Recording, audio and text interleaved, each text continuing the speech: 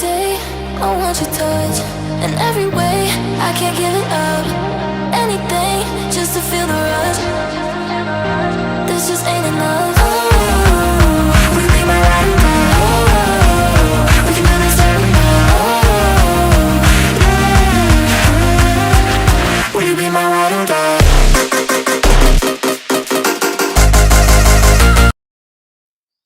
Ya,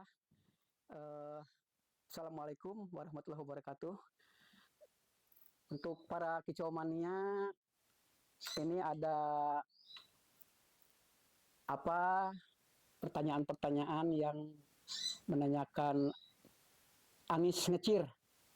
Ini mungkin ada beberapa faktor yang bisa menyebabkan Anies ngecir. Di antaranya memang OB ya, over birahi pertama.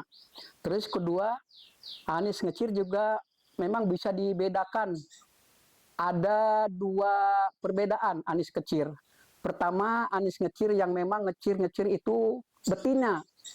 Terus betina juga bisa dibedakan ngecirnya dengan jantan. Jantan juga bisa ngecir, cuman beda dengan betinnya.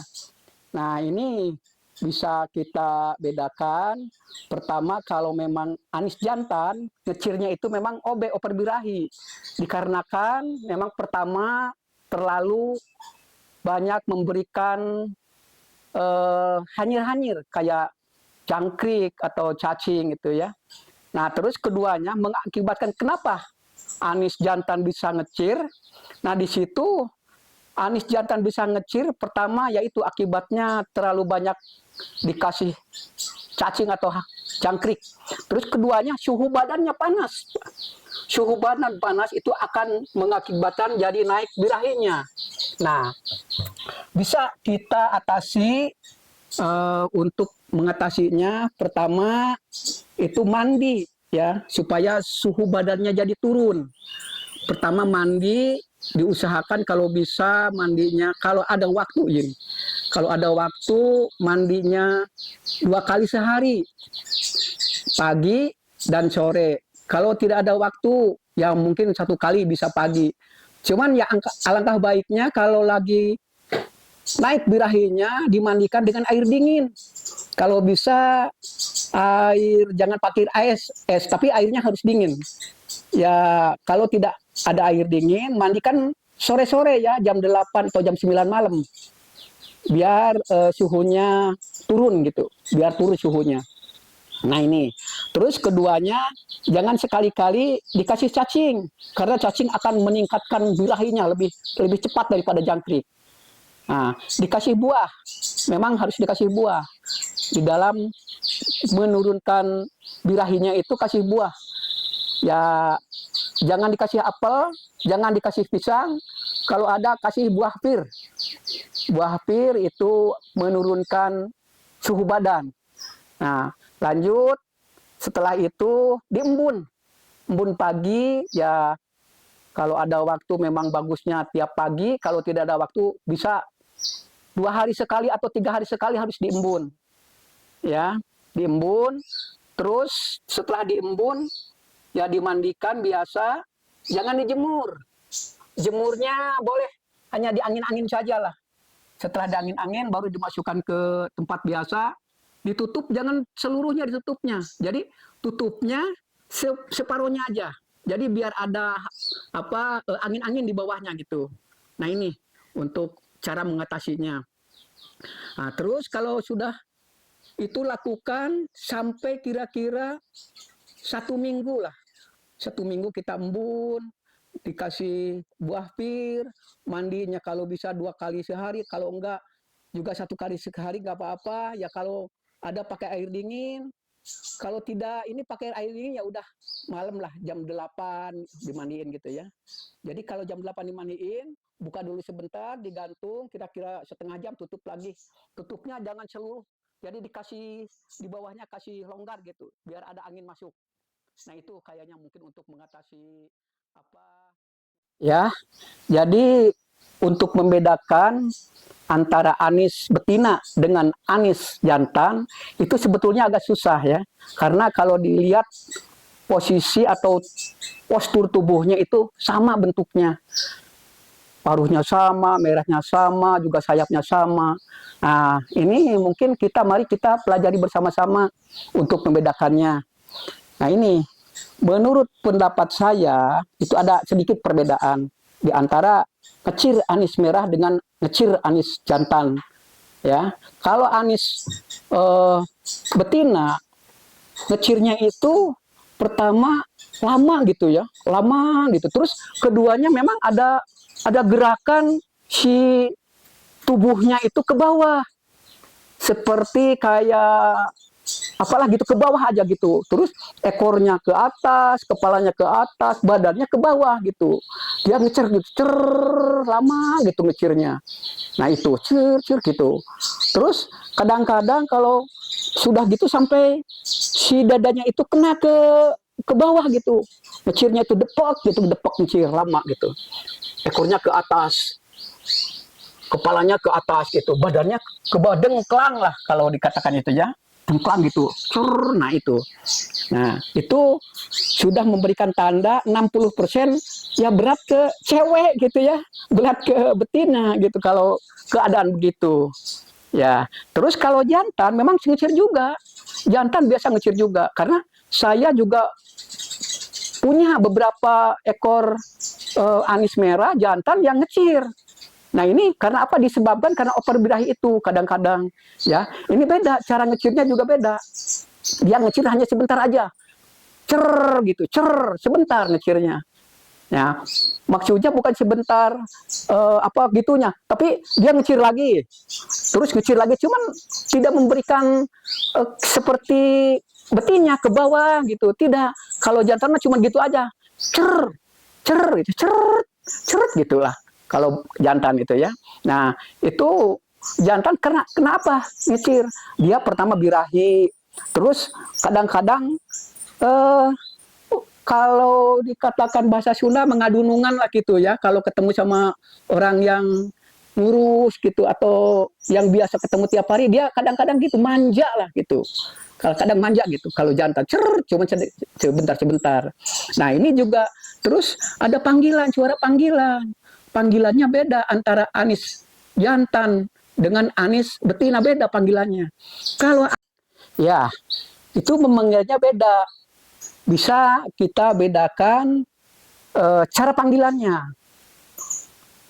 Kalau anis betinnya memanggilnya itu panjang lambat, panjang dia lambat, ngecilnya itu cit gitu, kayak yang sedih lah, cit itu manggil. Nah dia itu memancing seolah-olah memanggil jantan supaya untuk datang gitu, ya supaya untuk datang jantannya. Dia manggilnya makanya panjang lambat gitu, cit, cit. Ya ini kalau jantan itu manggilnya juga beda, ya pendek gitu manggilnya, cit. Terus suaranya juga kasar. Kalau jantan, kalau betinnya itu suaranya lembut, panjang, sedih manggilnya itu ya apa betinnya ya. Kalau jantan itu agak kasar manggilnya, pendek, cit, cit. Itulah. Nah, upami dibentenkeun antawis bikang sareng jalu itulah kira-kira begitu antara betina, panggilan betina dengan panggilan jantan. Nah, ini mungkin bisa diketahui oleh rekan-rekan bersama, bisa dibedakan, akan jadi pelajaran bagi kita membedakan panggilan jantan dengan panggilan betina. Itu mungkin ya. Terus ada yang bertanya begini lagi. Ada burung saya yang suka tidak makan buah-buahan katanya. Nah, ini juga bisa diatasi dengan cara-cara, sebetulnya cara-cara masing-masing punya cara ya. Cuman yang saya lakukan, anis yang tidak bisa makan buah-buahan, yang tidak suka makan buah-buahan, bisa diatasi. Kalau saya cara mengatasinya begini. Jadi, anis itu biasa dimandikan dulu. Dimandikan pagi-pagi, terus dijemur. Nah, lagi penjemuran, kalau saya ini suka diambil atau itu apa tempat pakannya. Jadi pakannya diambil, dijemur hanya pakai air aja. jemur pakai air. Pakannya atau topsongnya, tempat topsongnya diambil. Nah, dijemur kira-kira setengah jam lah, setengah jam. Nah, sudah itu dimasukkan lagi si tempat topsongnya. Nah, tapi dengan catatan sebelum dimasukkan air, sebelum dimasukkan topsong, si buah-buahan sudah ditempel di kurungnya. Jadi burung lagi dimandiin, si buah itu sudah ditempelkan, misalnya pisang gitu ya, pisang tempelkan di kurungnya. Terus air juga tempelkan, pakannya diambil. Nah, dijemur setelah setengah jam, baru dimasukkan lagi si pakannya. Dengan catatan si pakannya itu jangan terlalu banyak. Ya setengah sendok aja lah. Si purnya itu, si topsongnya itu setengah sendok. Setengah sendok aja. Nah, setengah sendok dikasihnya. Nah, terus itunya digantung lah, disimpan di tempat biasa, digantung. Tapi kalau ada waktu kita perhatikan apa, kalau dia itu sudah makan topsong, habis topsong dia tuh lapar nyari ada buah, ya ada pisang misalnya gitu.